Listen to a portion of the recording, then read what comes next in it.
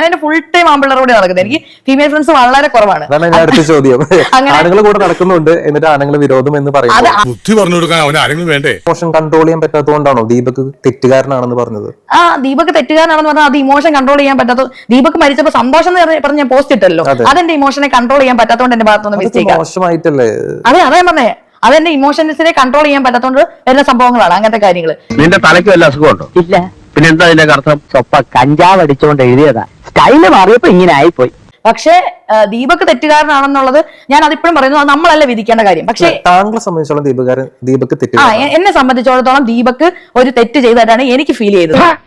പരമനാറി പട്ടി കഴിവരുടെ മോളെ, ഇവൻ കൈമുട്ട് വെച്ച് മുട്ടുന്ന കറക്റ്റ് ആയിട്ട് കാണാൻ വേണ്ടി പറ്റുന്നുണ്ടല്ലോ. ഇതൊരു അബ്യൂസ് ആണെന്ന്, ഒരു ബാഡ് ടച്ച് ആണെന്ന് എനിക്കത് കണ്ടപ്പോഴേ മനസ്സിലായി. എന്തോ എങ്ങനെ എനിക്ക് എവിടെ അനീതി കണ്ടാലും അതിനെ എതിർക്കാനുള്ള ഒരു മനോഭാവം വളരെ ചെറുപ്പത്തിലേ ഉണ്ടായിരുന്നു. പക്ഷെ ഇങ്ങനൊക്കെ തോന്നിയത് വിളിച്ചു പറയുന്നത് ഭയങ്കര പ്രശ്നമാണ്. തോന്നിയത് വിളിച്ചു പറയുന്നത് റീച്ചിന് വേണ്ടിയിട്ടാണോ? അല്ലല്ല, അതിന്റെ ഒരു ക്യാരക്ടറായിട്ട് എനിക്കത് കൺട്രോൾ മീൻസ് ഞാൻ എന്താ പറഞ്ഞാൽ റീച്ചിന് വേണ്ടിയിട്ട് റീച്ച് അതായി പോകുന്നത്. നമുക്ക് ആ നെഗറ്റീവ് റീച്ച് ഒന്നും നമ്മൾ ഉദ്ദേശിക്കുന്നില്ലോ, നമുക്കത് ഇഷ്ടമല്ലല്ലോ. കണ്ടാലും തോന്നും. താങ്കൾ ഒരു ടീച്ചറാണെന്ന് പറയുന്നു, കുട്ടികളെ പഠിപ്പിക്കാനാണ് ഇഷ്ടമെന്ന് പറയുന്നു. അങ്ങനെ ഒരാള് റോൾ മോഡൽ ആവേണ്ട ഒരു ടീച്ചർ സമൂഹ മാധ്യമത്തിൽ വന്നിട്ട് പച്ചത്തെറി വിളിക്കുന്നത് ശരിയായ ഒരു കാര്യം? എന്ത് ചെയ്യാനാടാ, ഞാൻ ഇങ്ങനൊരു ദുരന്തനായി പോയി. ഈ വീട്ടിലെ ഏറ്റവും വലിയ ദുരന്തമാണ് ഇവൻ. 30 വയസ്സായി എല്ലാവരും ഉപദേശിക്കുന്ന കാര്യം അതാ, കോൺസിക്വൻസ് മനസ്സിലാക്കി സംസാരിക്കുന്നത്. എനിക്ക് ആ സാധനം കുറച്ച് കുറവാണ്, അതാണ് എന്റെ മിസ്റ്റേക്ക്. അങ്ങനെ ഒരു കുറവാണെങ്കിൽ ഒരു ആരെങ്കിലും കൺസൾട്ട് ചെയ്തത് ശരിയാക്കാൻ നോക്കിക്കൂടെ? കേട്ടിട്ടുണ്ടോ ഇങ്ങനത്തെ അസുഖമുള്ളവന്മാരെ അങ്ങനെയുള്ള സ്ഥലത്ത് കൊണ്ടുപോകണം, മനസ്സിലായോ? അല്ലെങ്കിൽ വീട്ടിൽ പൂട്ടിയിടണം, അല്ലാതെ നാട് റോട്ടിൽ മേയാൻ വിടരുത്. പേഴ്സണലായിട്ട് പറയണം, നമുക്ക് അങ്ങനെ ഒരു പ്രശ്നങ്ങൾ ഉണ്ടെങ്കിൽ നമ്മൾ ഒരാളെ കൺസൾട്ട് ചെയ്തുകൊണ്ട് ഒരു പ്രശ്നമില്ല. സൈക്കോളജിസ്റ്റ് അല്ലെങ്കിൽ ഒരു സൈക്കാട്രിസ്റ്റ്. എന്റെ പൈസ ഇല്ലാത്തതുകൊണ്ടാണ് ഞാൻ, നിങ്ങൾ ആരെങ്കിലും എനിക്ക് പൈസ ഉള്ള ഒരു കാലം വേണമെങ്കിൽ ഞാൻ സൈക്കോളജിസ്റ്റിനോ ഇപ്പൊ നിങ്ങൾ എന്നെ കൂടെ മെന്റൽ പേഷ്യന്റ് ആക്കാൻ വേണ്ടി നോക്കുന്നത് കുഴപ്പമില്ല. ഇതിങ്ങനെ പോയാൽ കുതിരവട്ടത്ത് കൊണ്ടുപോകും, അതോ ഊളം പറ കൊണ്ടുപോകും. ഇപ്പോഴാണെങ്കിലും ഒരു ഷോക്കിൽ ഒതുങ്ങും. എനിക്ക് വട്ടാണെന്നാണ് പലരും ധരിച്ചിരിക്കുന്നത്. അതെ, എനിക്കും പലപ്പോഴും തോന്നിയിട്ടുണ്ട്. എന്നാൽ എനിക്ക് വട്ടില്ല. എനിക്കതിന് മെന്റൽ ഹെൽത്ത് ട്രീറ്റ്മെന്റ് എടുക്കുന്നതിനൊന്നും എനിക്കൊരു കുഴപ്പമൊന്നുമില്ല. ഇപ്പൊ ആരെങ്കിലും എന്നെ വിളിച്ച് പറയോ ഫ്രീ ആയിട്ടൊക്കെ ഏതെങ്കിലും സൈക്കോളജിസ്റ്റ് സൈക്കാട്രിസ്റ്റോ ഒക്കെ പറയുവാണെങ്കിൽ ഞാൻ തീർച്ചയായിട്ടും എടുക്കും. ഇപ്പൊ പറഞ്ഞ അതിന്റെ ശരി, ഇക്കാര്യത്തിൽ എന്റെ എല്ലാ സപ്പോർട്ടും നിനക്കുണ്ട്. ഏതെങ്കിലും ഒരു സൈക്കോളജിസ്റ്റോ അല്ലെങ്കിൽ സൈക്കാട്രിസ്റ്റ് കാണുന്നുണ്ടെങ്കിൽ എനിക്കത് കൂടുതലായിട്ട് എനിക്ക് നമ്മൾ പറയുന്ന കാര്യത്തിൽ ഒരു വ്യക്തത, അതിൽ തോന്നിവാസം പറയുന്ന ഒരു പ്രവണത മാറ്റി കഴിഞ്ഞാൽ ഈ പ്രശ്നം തീരാവുന്നുള്ളൂ. അതായത് സൊസൈറ്റിയിൽ ഫിറ്റ് ആവാൻ വേണ്ടിയിട്ട് ഞാൻ പറഞ്ഞിട്ടില്ല. അത് താങ്കളുടെ ഇഷ്ടം, താങ്കളൊക്കെ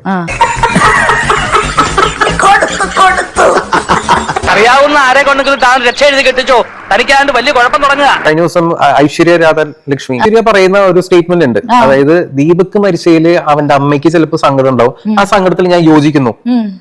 അവന്റെ അച്ഛൻ കരയുന്നത് സങ്കടം കൊണ്ടല്ല, നാണക്കേട് ഓർത്തുകൊണ്ടുള്ള കരച്ചിലാണ്. എനിക്ക് അങ്ങനെയാണ് പറയാൻ തോന്നുന്നത്. മിന്നണ സാരി എടുത്തോണ്ട് മൂക്ക് കണ്ണാടി വെച്ച് ചന്തി കുലുക്കി നടന്നോണ്ടൊന്നും അന്തസ് കിട്ടില്ലടി.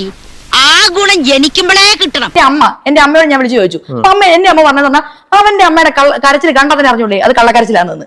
ദീപകിന്റെ അമ്മയുടെ എന്റെ അമ്മ പറഞ്ഞ അങ്ങനെയാണ്. എന്റെ ദൈവമേ, അപ്പൊ കുടുംബടക്കം കള്ളന്മാരാണ്. നിന്നെ കണ്ടപ്പോഴേ എനിക്ക് തോന്നി നേരെ ചുവയുള്ള തന്തയ്ക്കും തള്ളയ്ക്കും ജനിച്ചല്ലെന്ന്. പക്ഷെ എന്റെ അമ്മ പറഞ്ഞത് പറഞ്ഞാൽ അത് കള്ളക്കരച്ചിലാന്ന് അമ്മയ്ക്ക് തോന്നിയെന്നാ. ഇപ്പൊ ചെകുത്താനെ വിളിച്ചപ്പോ ചെകുത്താനും പറഞ്ഞത് കള്ളക്കരച്ചിലാന്ന് തോന്നി. എന്റെ വേറൊരു ഫ്രണ്ടിനെ വിളിച്ചു, അയാളും പറഞ്ഞ കള്ളക്കരച്ചിലാന്ന് തോന്നി. എത്ര ഇടി വെട്ടണം അതിലൊരെണ്ണം. അതേ സമയത്ത് അപ്സ കെ റിജി എന്ന് പറഞ്ഞ ഒരു വ്യക്തിയുടെ വീഡിയോ ഇതിന് മുമ്പ് വന്നിട്ടുണ്ട്, ഭയങ്കര വൈറലായിരുന്നു. ആ വീഡിയോ കണ്ടിട്ടുണ്ടോ താങ്കൾ? ഞാനത് ജസ്റ്റ് കണ്ടിട്ടുണ്ടല്ലോ, അത് ഞാൻ അനലൈസ് ചെയ്തിട്ടില്ല. അയ്യോ, എന്നിട്ട് എന്ത് പറ്റി? ഞാനപ്പോ അത് കാണിച്ചു അനലൈസ് ചെയ്തിട്ട് തെറ്റാണോ ശരിയാണെന്ന് പറയാൻ പറ്റുമോ? എന്താ ഉറക്കം വരുന്നു. ഇതാണ് വീഡിയോ, അപ്സ കെ റിജിയുടെ വൈറലായ വീഡിയോ ആണ്. ഇതിലെവിടെയാണ് ബാഡ് ടച്ച്? അയ്യോ, പണി പാലുമ്പലത്തിലാണല്ലോ കിട്ടിയത്. ദൈവമേ, താങ്കളെ വീഡിയോ കണ്ടു, താങ്കൾക്ക് എന്താണ് തോന്നുന്നത്?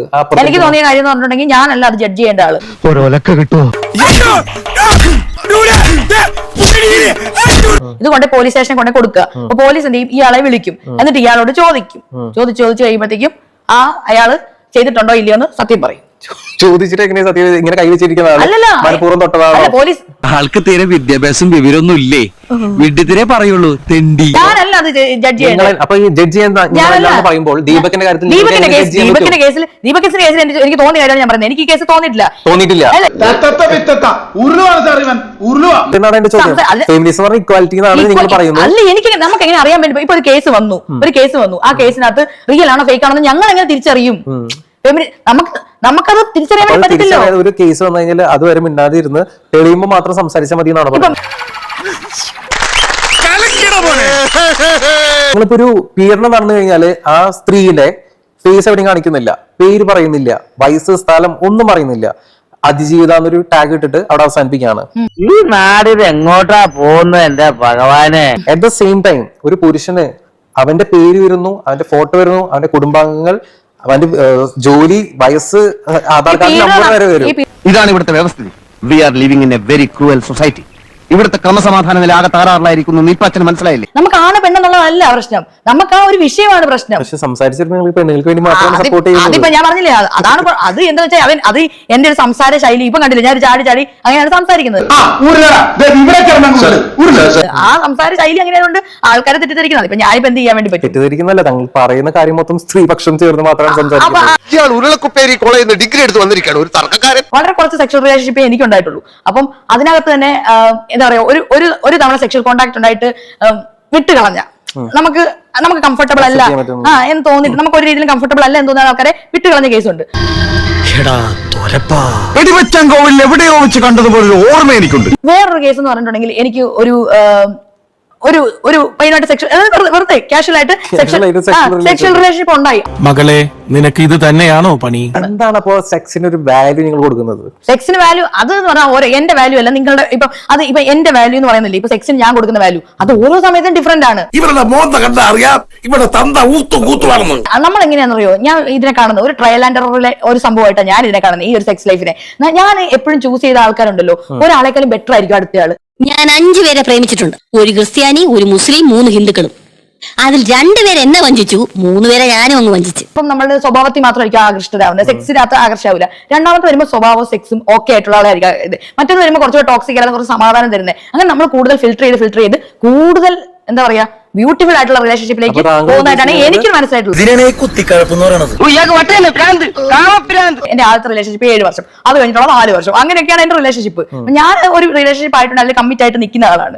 അപ്പൊ അതുകൊണ്ട് തന്നെ നമ്മൾ അതിനകത്തുനിന്ന് ബെറ്റർ, അതായത് നമുക്ക് ഒരാളുമായിട്ട് ബ്രേക്കപ്പ് ആകുമ്പോൾ അറിയാലോ ഇയാളുടെ എന്തൊക്കെ പ്രശ്നങ്ങൾ ഉള്ളതെന്ന്. സെക്സ് ലൈഫ് മാത്രമല്ല, ബാക്കിയുള്ള ഇമോഷണലും അങ്ങനത്തെ പൊളിറ്റിക്കലും ഒക്കെ ആയിട്ടുള്ള ലവ് എന്നൊക്കെ പറയുന്ന പൊളിറ്റിക്കൽ ആയിട്ടുള്ള കാര്യമാണ് എന്നെ സംബന്ധിച്ച്. അപ്പം പൊളിറ്റിക്കലും അങ്ങനെയല്ല എല്ലാ എലമെന്റും കൂടെ കൂടുതൽ ഫിൽട്ടർ ചെയ്ത് കൂടുതൽ നല്ല ബെറ്റർ ആളെയാണ് ചൂസ് ചെയ്യുന്നതാണ് എനിക്ക് തോന്നുന്നത്. പിന്നെ ലംബോ, എനിക്കൊരു വീക്കെൻഡ്സ് ഉണ്ടെന്ന് എനിക്കറിയാലോ, ഡിൻഡോൾഫിക്ക സുഡാൽഫിക്കി.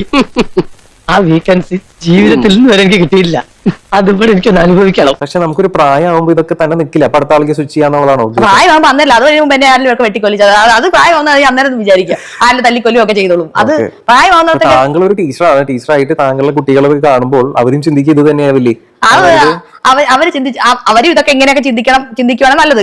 ആർക്കായാലും സംശയം തോന്നാം എനിക്ക് എന്താ വേറെ പണിയില്ലേന്ന്. ഇങ്ങനത്തെ എന്തൊക്കെയോ ഹോബികളാണ്. അയക്കെന്താ പ്രാന്താണ്? അയ്യോ പൊന്നു മോനെ, പ്രാന്ത് എന്ന് പറഞ്ഞ ഈ സൂക്കറിനെ കുറച്ച് കാണരുത്, ഇത് അതുക്കും മേലെ.